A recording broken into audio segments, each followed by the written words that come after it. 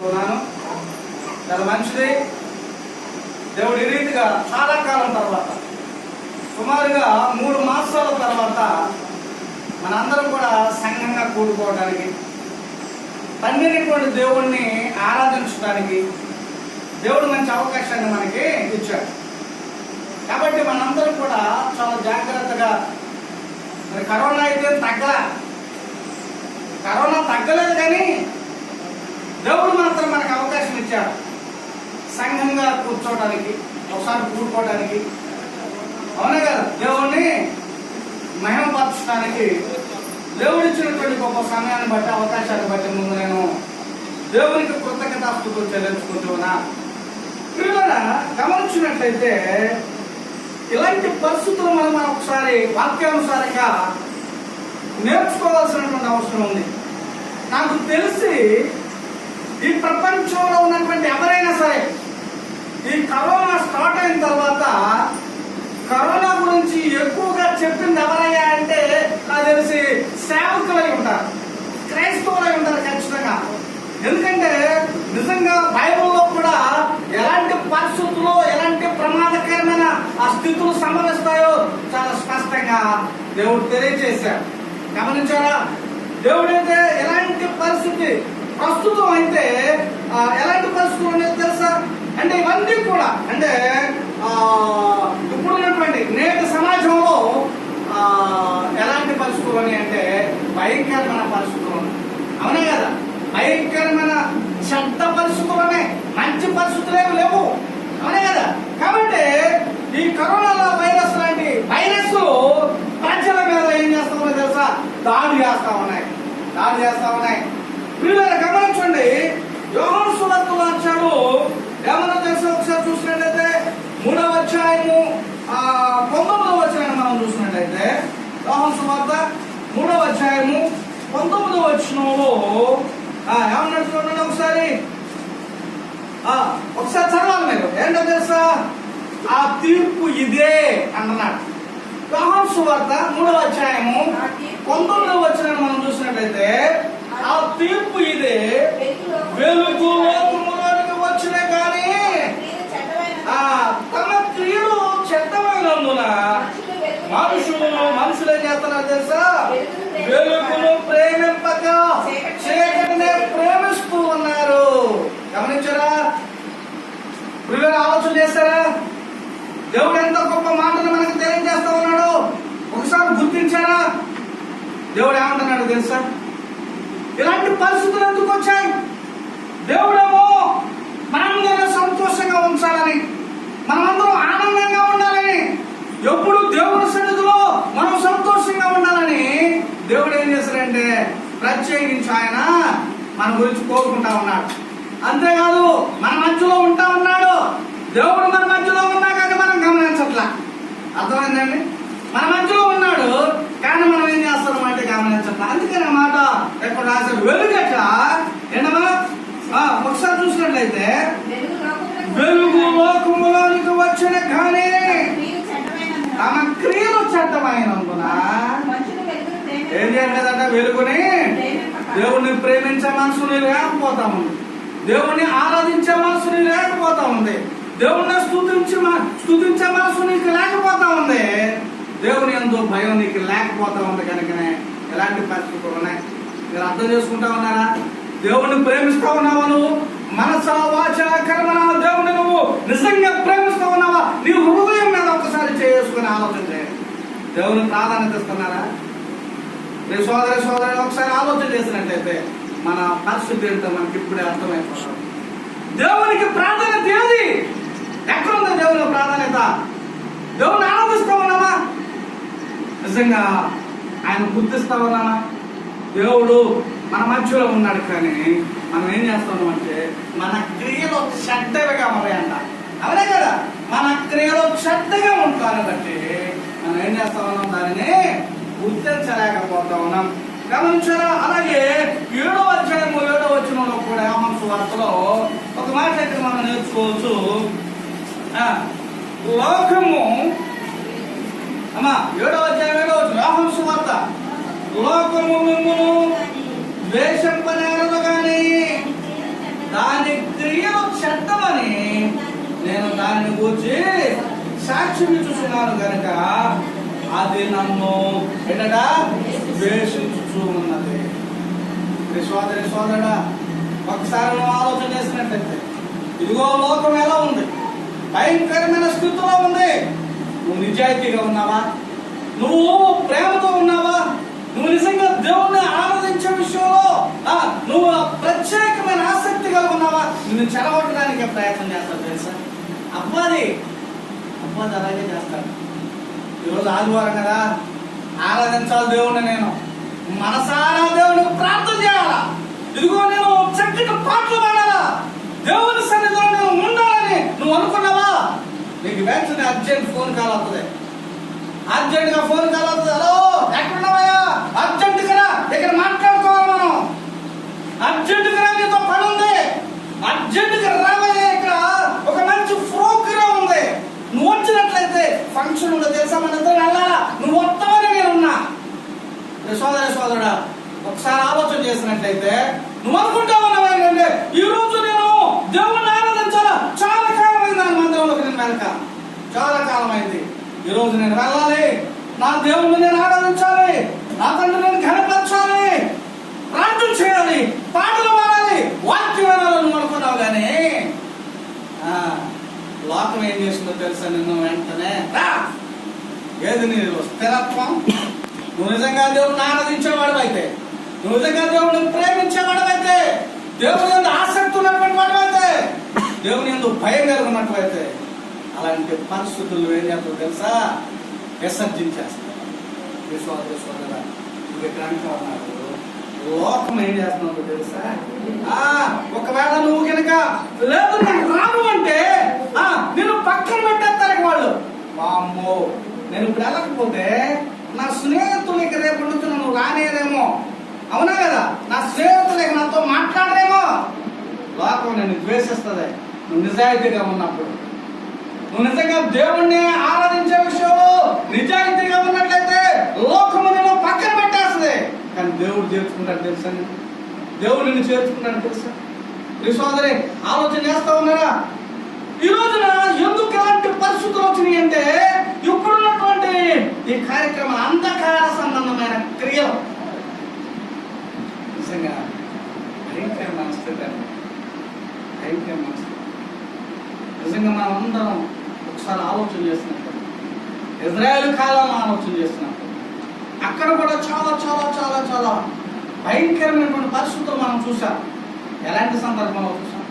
వారు దేవుని ఎదిరించినప్పుడే, దేవుని ఏదో భయం లేనప్పుడే, దేవుని ఏదో భక్తి లేనప్పుడే, దేవునికి వెదురు తిరిగినప్పుడు దేవుడు ఏం చేశాడంటే ఆ భయంకరమైన స్థితిని వారి మీద తీసుకొచ్చినట్టుగా మనం చూసుకుంటున్నాం.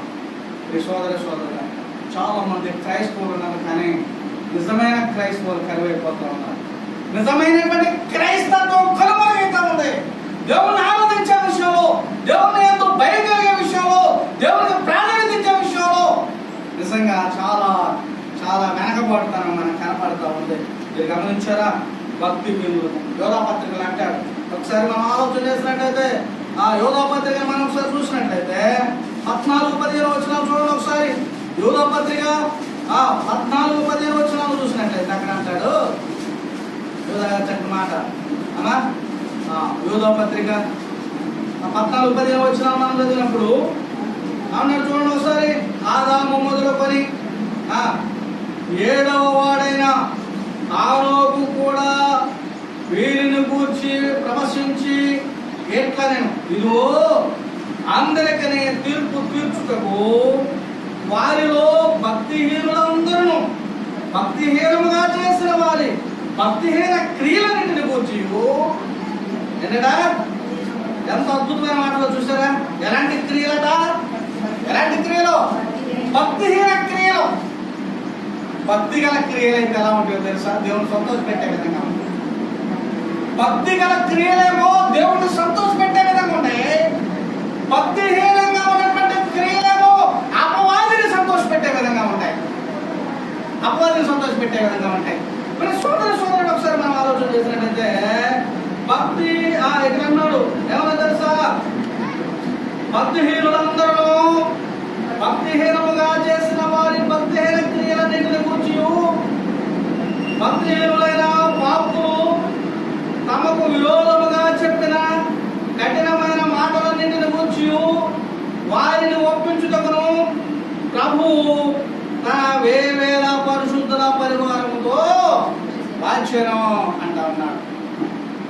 దేవుడు తన ప్రియకుమారుడిని యేసుక్రీస్తుని భూమి మీద పంపించే సమయానికి నువ్వు ఎలాంటి స్థితిలో ఉన్నావు?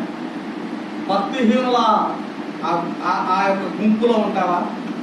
భక్తి కలిగినటువంటి వారి గుంపులో ఉంటావా? ప్రియ సోదరి, ఒకసారి మనం ఆలోచన చేయాలి. యేసుక్రీస్తు రెండవ మారు భూమి మీదకి వచ్చినప్పుడు ఎవరి గ్రూపులో ఉంటారు? ఎవరి గ్రూపులో ఉంటారు?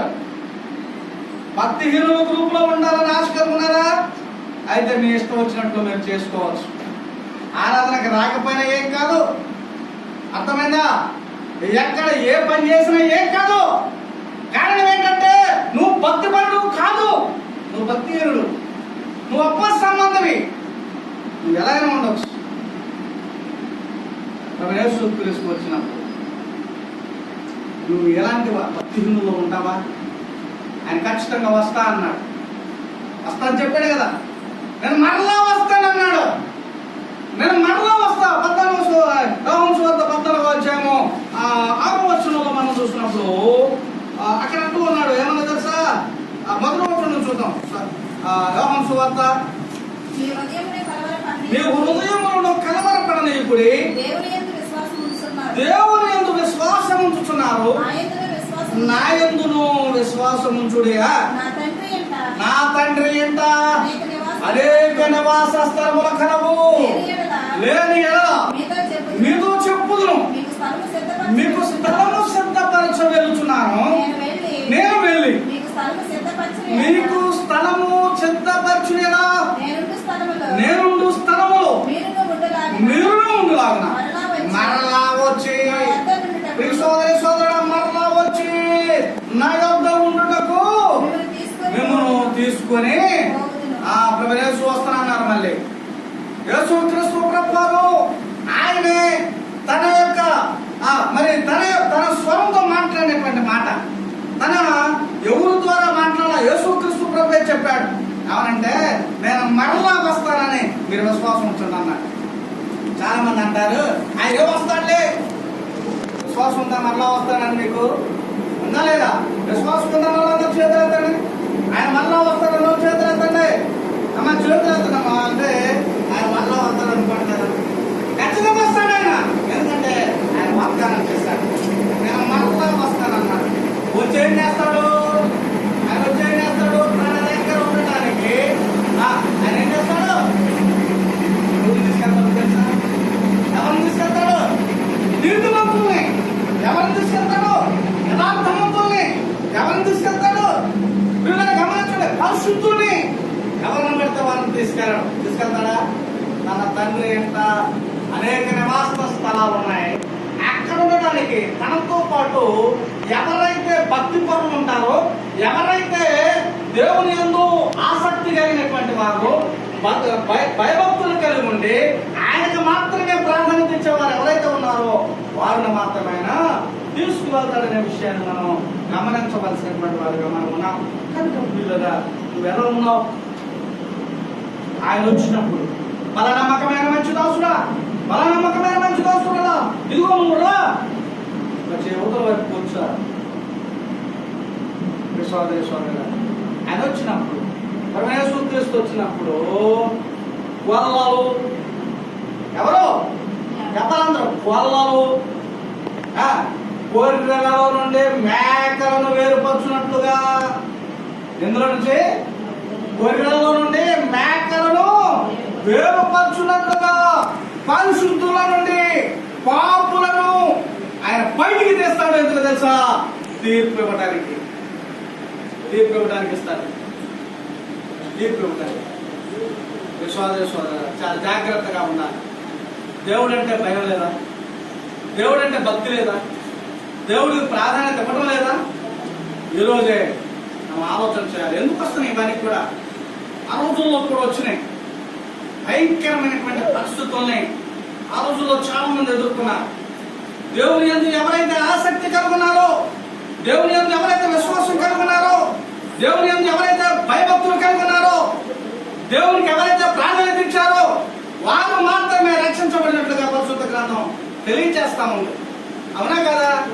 కాబట్టి ఇప్పుడు కూడా మనందరికీ తెలుసు, ప్రభుత్వాలు చేతులు ఎత్తేసినాయి. నేను ఎన్ని కేసులు తెలుసా? 253 కేసులు వచ్చాయి. నిన్న ఎన్ని వచ్చినాయండి? అందరూ చెప్పండి. 253 కేసులు వచ్చినాయి.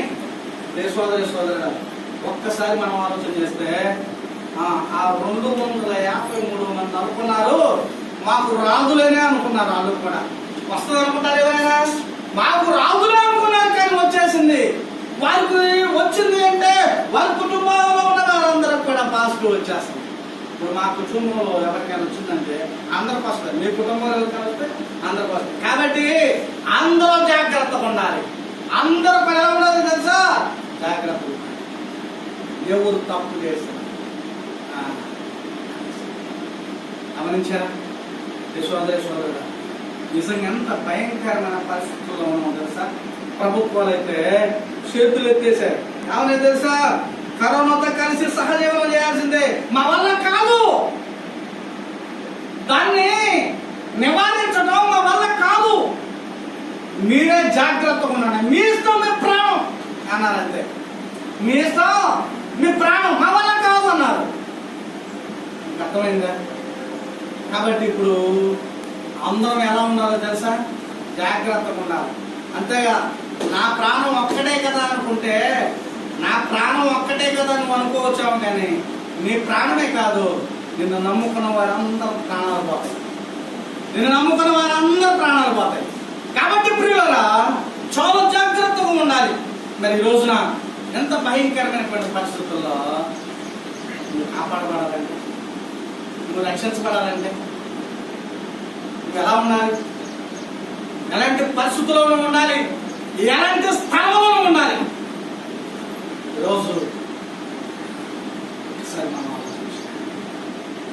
భక్తిహీనులందరికీ ఏ స్థలమో తెలుసా? ఏ స్థలం అండి? పాపులు, భక్తిహీనులు, వీరందరికీ కూడా ఒకే ఒక్క స్థలం ఉంది. అదే అగ్నిగుణం. అదే అగ్నిగుణం. పరిశుద్ధులందరికీ స్థలం ఉంది. అదే ఏంటో తెలుసా? ఏంటది? పరలోకం, దేవుని యొక్క స్థలం, దేవుని దగ్గర ఉన్నటువంటి స్థలం. కాబట్టి ప్రియులారా ఏ స్థలంలో ఉండాలో మనమే ఆలోచన చేయాల్సినటువంటి అవసరము మనందరి మీద ఉందని మన ప్రేమతో కోరుతూ ఉన్నారు. కనుక చాలా మంది ఏం చేస్తూ ఉన్నారంటే అపవిత్రతకే ప్రాధాన్యత ఇస్తున్నారు, కానీ పవిత్రతకు ప్రాధాన్యత పట్ల అపవిత్రతకే ప్రాధాన్యత ఇస్తున్నారు, చట్ట కార్యాలకే ప్రాధాన్యత ఇస్తున్నారు. అవునే కదా? భక్తిహీనతకే ప్రాధాన్యత ఇస్తున్నారు, కానీ పవిత్రతకు కూడా ప్రాధాన్యత పట్ల. కానీ దేవుడైతే మనందరినీ చెడ్డవాళ్ళగా ఉండాలని కోరుకోలేదు. చాలా జాగ్రత్తగా మనం ఆలోచన చేయాలి. నిన్ను కానీ నన్ను కానీ మనందరినీ దేవుడు చెడ్డవారిగా ఉండాలని కోరుకోలేదు. అవునా కదా? చెడ్డవారిగా ఉండాలని కోరుకున్నాడా? నీ తండ్రి నిన్ను చెడ్డవాడిగా ఉండాలని కోరుకుంటాడా? మనమైతే మన బిడ్డలో చెడ్డవారిగా ఉండాలని కోరుకుంటామా? కోరుకోం. మన దేవుడు కూడా అంతే, మనం చెడ్డవారిగా ఉండాలని కోరుకోవాలి. మనం ఎలా ఉండాలని కోరుకున్నాడంటే పవిత్రులుగా ఉండాలని కోరుకున్నాడు, పరిశుద్ధులుగా ఉండాలని కోరుకున్నాడు. అందుకనే ఒకసారి మనం చూసినట్లయితే దశలోని రాసిన మొదటి పత్రికలో 4వ అధ్యాయము 7వ వచనం మనం చూసినప్పుడు దేవుడు మన ఎందుకు పిలిచాడో చాలా స్పష్టంగా మనకు అక్కడ తెలియజేస్తా ఉన్నాడు. ఒకసారి మనం చూసినట్లయితే ఒకసారి దశలోని రాసినటువంటి మొదటి పత్రిక చూసారమ్మా, 4వ అధ్యాయం 7వ వచనం. అమ్మ చదవండి. ఎందుకు పిలిచాడట? పరిశుద్ధులగుటకే అన్నాడు. పరిశుద్ధులగుటకే దేవుడు మనను పిలిచెను, కానీ అపవిత్రులుగా ఉండటకు పిలవలేదు. కానీ నువ్వేం చేస్తున్నావో తెలుసా? నువ్వేం చేస్తున్నావు? నీ ఆలోచన ఎలా ఉంది? పరిశుద్ధులుగా ఉండాలని కోరుకుంటున్నావా? పవిత్రతగా ఉండాలని కోరుకుంటున్నావా? దేవుడిని ఎందుకు ఏర్పాటు చేసుకున్నాడు? దేవుడిని ఎందుకు పిలిచి పిలిచాడు. ఇక్కడ అంశం ఉన్నాడు ఏంటంటే పరిశుద్ధులకుడికే దేవుడు మనలను పిలిచిన కానీ అపవిత్రులుగా ఉండుటకు ఆయన మనను పిలవలేదు. ఆయన స్థలానికి కూడా పరిశుద్ధులనే పిలుస్తాడు. అవునా? ఎవరిని పిలుస్తామా? పరిశుద్ధులే. అపవిత్రతో ఉన్నటువంటి వారిని పిలవడానికి,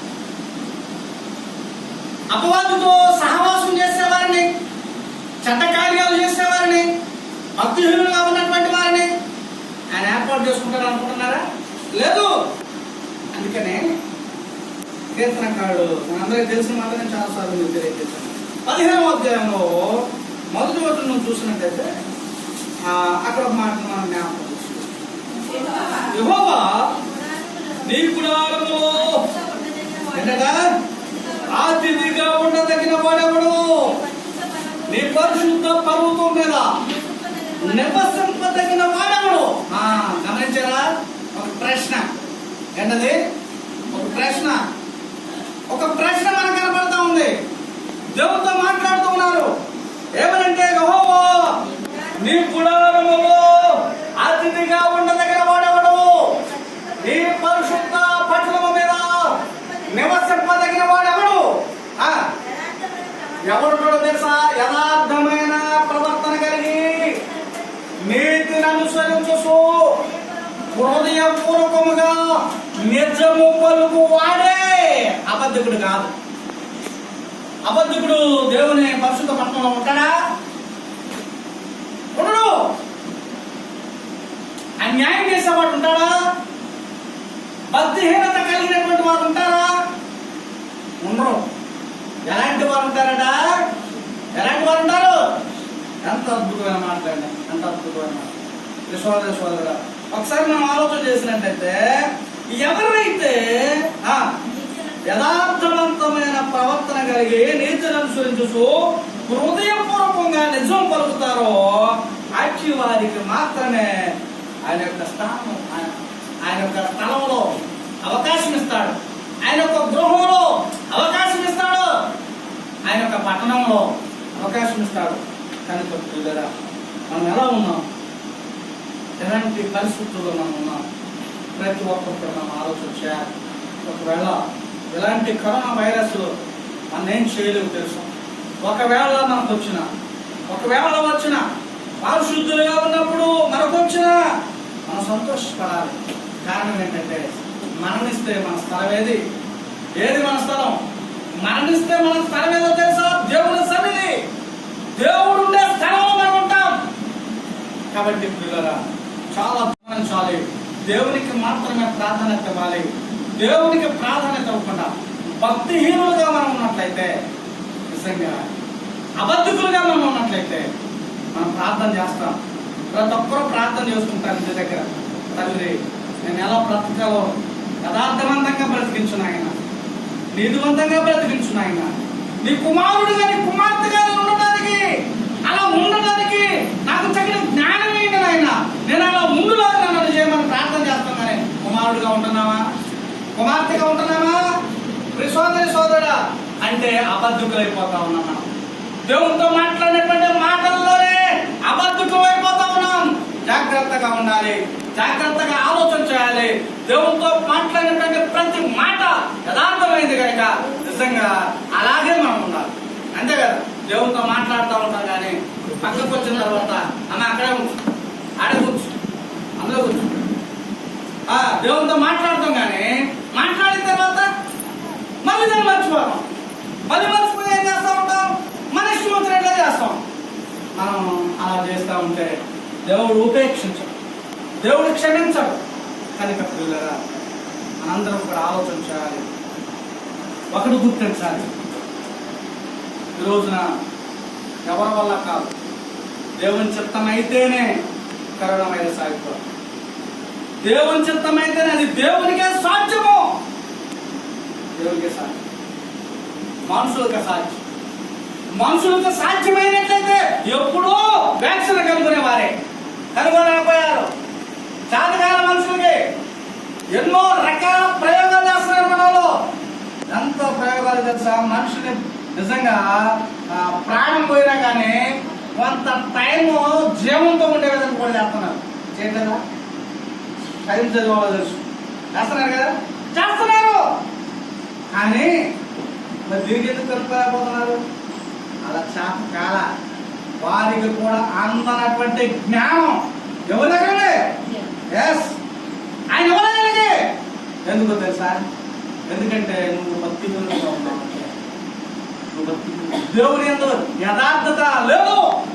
ఆ రోజుల్లో కనులారా చూసినటువంటి ఇశ్రాయేలు దేవుని ఎలా అవమానపరిచారో అలాంటి అవమానపరిచే పరిస్థితుల్లో నేడు ఇప్పుడున్నటువంటి వారు కూడా ఉన్నారు. కనుక దేవుడు అంటే ఏంటో తెలియాలి, ఆయన సామర్థ్యం తెలియాలి, ఆయన శక్తి తెలియాలి.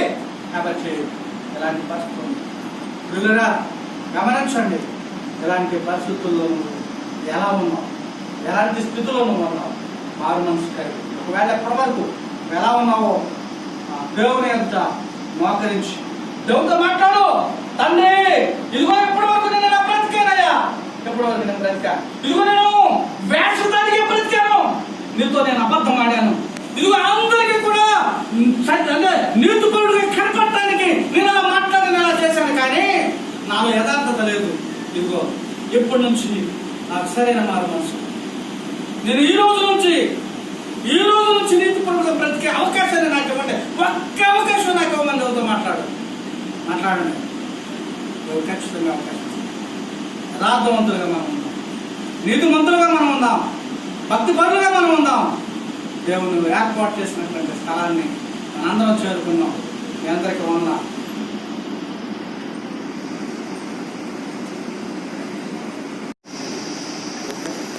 అలాగే ప్రభు యొక్క శరీర రక్తానికి సాధిస్తున్న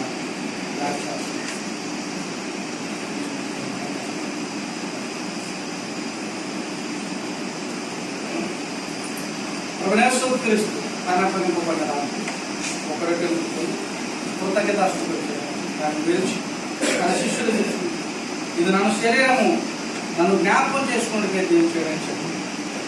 కనుక ప్రియులరా, మనందరి పాపాల నిమిత్తము, మన యొక్క అపరాధాల నిమిత్తము క్రీస్తు కలవలో పడినటువంటి శ్రమలు నిజంగా ఆ శిలువపై నలకొట్టబడినటువంటి తన యొక్క శరీరము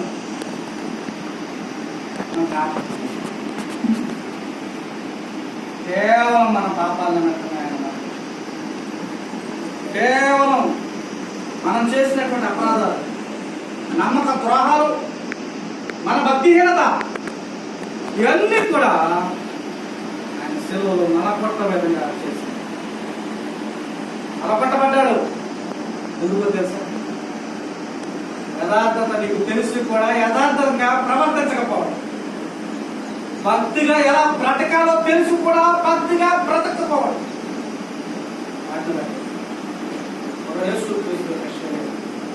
నాకైనా సాలవాల దొరకదు. ప్రభు యొక్క శరీరానికి సాదృశ్యమైన రెండు పరిశుద్ధ ప్రేమ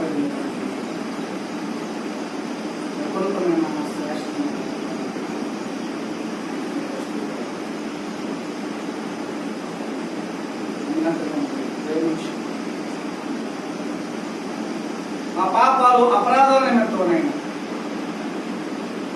ఈ ప్రియకుమారుడైనటువంటి యేసు క్రీస్తు శిలువపై మా పాప భారాన్ని మోసిన విధానంగా మీకు స్తుతులు తెలుసు. ప్రత్యేకంగా ఈ సమయంలో ప్రభు యొక్క శరీరానికి సాదృశ్యమైన రొట్టె తీసుకుంటున్నాడు. ఇది రొట్టె నుంచిగా మా అందరి పాపాలన్నటువంటి శిలువపై నలగొట్టబడినటువంటి నీ ప్రియకుమారుడు యొక్క శరీరంగా గుర్తు తీసుకున్న జ్ఞానం అనుగ్రహించండి. ఎవరైతే అయోగ్యంగా తీసుకుంటారో వారు శాపగ్రస్తులు అన్నారు. అయోగ్యంగా కాక యోగ్యంగా తీసుకున్న జ్ఞానం మా అందరికి మీరు అనుగ్రహించండి. మా ప్రభువుని నీ ప్రియకుమారుడుగా తీసుకున్నాను, స్తుతించి వేడుకుంటున్నాను. ఆమేన్.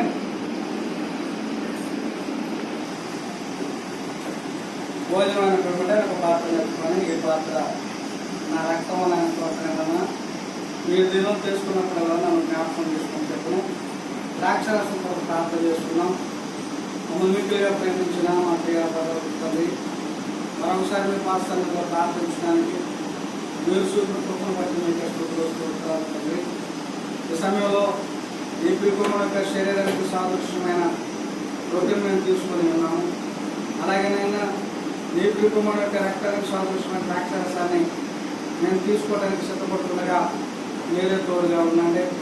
దుష్టునికి ఏమాత్రం అవకాశం లేకుండా మేమందరం కూడా నాయన యథార్థంగాను నీతివంతంగాను జీవిస్తూ యుగమ ప్రభా యోగ్యమైన రీతిలో నీ ప్రియకుమారుని యొక్క రక్తంలో చేవేసే అవకాశం మాకు అందరికీ మీరు అనుగ్రహిస్తారని నమ్మచ్చు. మరణం వరకు నమ్మకంగా జీవిస్తూ నిత్య ప్రభు యొక్క శరీరము రక్తాల్లో పాలువలే గొప్ప అవకాశం మాకు ఇస్తారని నమ్మచ్చు. మా ప్రభువుని నీ ప్రియకుమారుని సూచిస్తున్నాము, స్తుతించి వేడుకుంటున్నాము. ఆమేన్.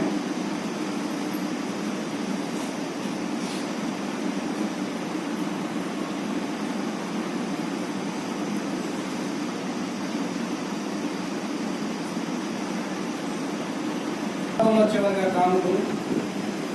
కానుకలు ఎవరు ఇవ్వాలి, ఎప్పుడు ఇవ్వాలి, ఎలా ఇవ్వాలి, ఎంత ఇవ్వాలి, ఈ విషయాలన్నీ కూడా మనం జ్ఞాపకం చేస్తున్నాము. చాలామంది ఏం చేస్తూ ఉంటారంటే ఎప్పుడు మీటింగ్స్ పెడితే అప్పుడు కానుకల్ని స్వీకరిస్తూ ఉంటారు. అందరి దగ్గరికి వెళ్ళి కానుకల్ని మళ్ళీ పడుతూ ఉంటారు. కానీ దేవుడు అయితే ఏమన్నాడు, ఆదివారం మాత్రమే కానుకలకి దేవుడు అవకాశం కనుక ఎప్పుడు ఇవ్వాలి అంటే ఆదివారం మాత్రమే ఇవ్వాలి. ఎంత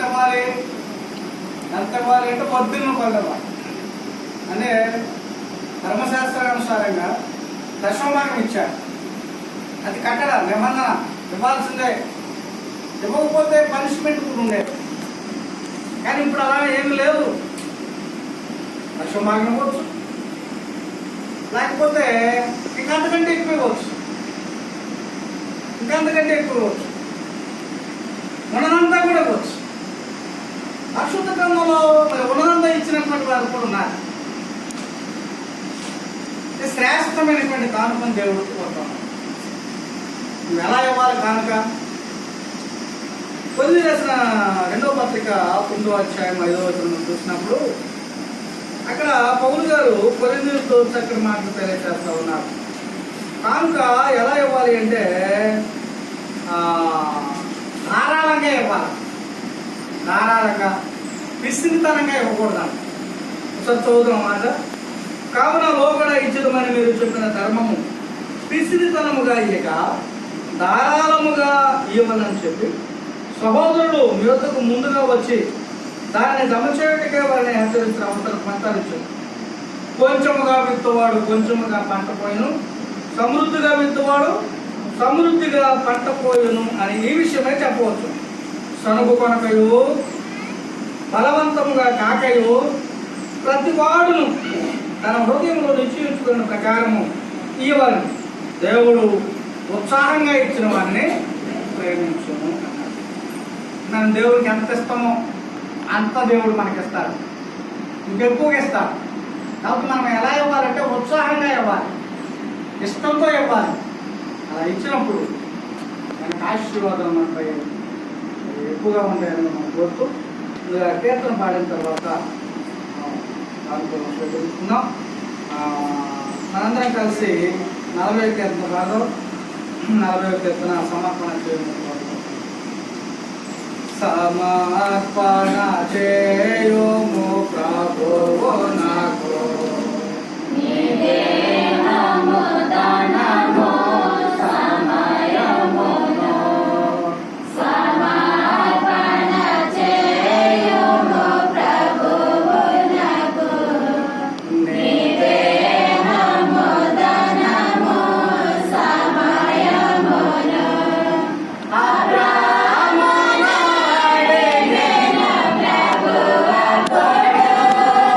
Yes.